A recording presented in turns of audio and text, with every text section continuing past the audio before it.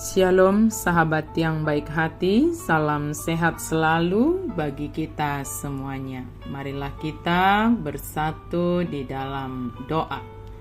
Kasih karunia dan damai sejahtera dari Allah Bapa dan dari anaknya Tuhan Yesus Kristus kiranya menyertai kamu sekalian. Amin. Firman Tuhan bagi kita pada hari ini tertulis dalam Roma 12 ayat 1 sampai ayatnya yang ke-8. Kita baca secara lengkap di tempat kita masing-masing. Saya baca ayat 1 dan 2. Karena itu saudara-saudara, oleh kemurahan Allah aku menasihatkan kamu supaya kamu mempersembahkan tubuhmu sebagai persembahan yang hidup, yang kudus dan yang berkenan kepada Allah.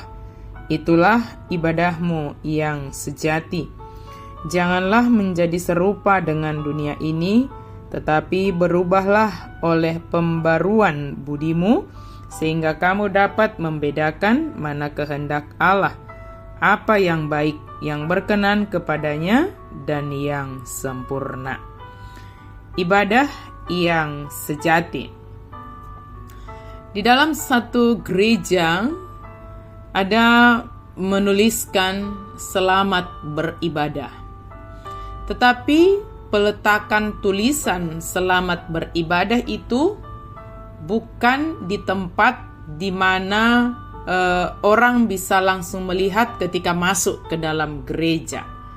Sebaliknya, tulisan itu dapat dilihat ketika orang hendak keluar dari gereja itu.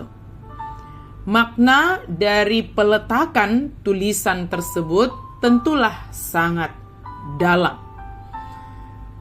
Secara normal mungkin kita memikirkan seharusnya tulisan itu diletakkan di posisi orang langsung dapat melihat ketika orang masuk ke dalam gereja.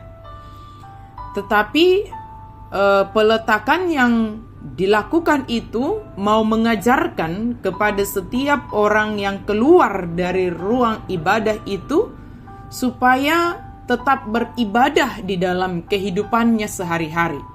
Ibadahnya di dalam gereja itu terlihat di dalam kehidupan sehari-hari.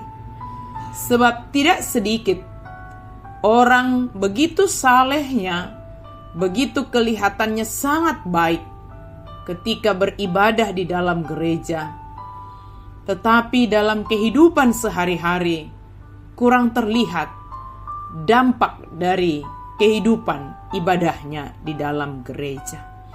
Oleh karena itu, sahabat yang baik hati, dikatakan kepada kita hari ini bahwa kita harus mempersembahkan tubuh kita sebagai persembahan kita kepada Tuhan. Persembahan yang hidup, yang kudus, dan yang berkenan kepada Tuhan. Bagaimana itu bisa menjadi ibadah yang sejati ketika kita tidak serupa dengan dunia ini, mengalami pembaruan dalam kehidupan kita. Sebagaimana proses metamorfosis kupu-kupu, demikian sangat jelas menunjukkan perubahan itu. Maka kita juga yang mempersembahkan tubuh kita kepada Tuhan, setiap hari kita mengalami hal yang baru. Walaupun kita hidup tinggal di dunia ini, kita diminta untuk tidak serupa dengan dunia ini.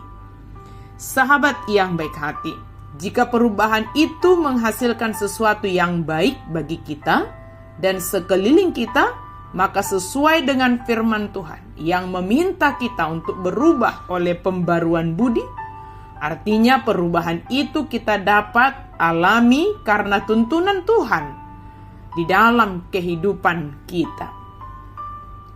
Kemudian sebagai orang yang mengalami pembaruan, kita semua memiliki karunia yang berbeda-beda. Karunia yang ada pada kita, mari kita persembahkan, kita berikan dengan rela hati, dengan sungguh-sungguh, sehingga ketika semua kita sama-sama mempersembahkan karunia yang ada pada kita, maka pembangunan tubuh Kristus itu akan semakin lebih baik. Tapi kalau kita semakin mempertajam perbedaan-perbedaan kita, akhirnya kita menarik diri, maka yang terjadi hanyalah perpecahan. Kita jauh dari kesatuan. Maka saudaraku, mari kita sebagai tubuh Kristus yang akan mempersembahkan, yang telah mempersembahkan, dan yang sedang mempersembahkan tubuh kita kepada Tuhan. Itulah ibadah kita yang sejati. Totalitas kehidupan kita, itulah ibadah kita. Dimanapun kita berada, apapun yang kita lakukan, mari kita tunjukkan kehidupan yang sudah dibaharui. Mari kita tunjukkan kehidupan yang senantiasa mempersembahkan yang terbaik melalui karunia kita masing-masing. Amin. Mari kita berdoa. Terima kasih Tuhan untuk firman-Mu.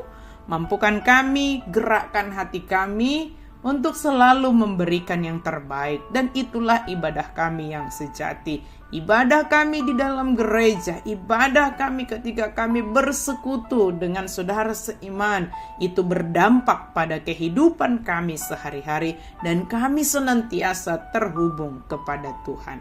Dalam nama Yesus kami berdoa dan bersyukur. Amin.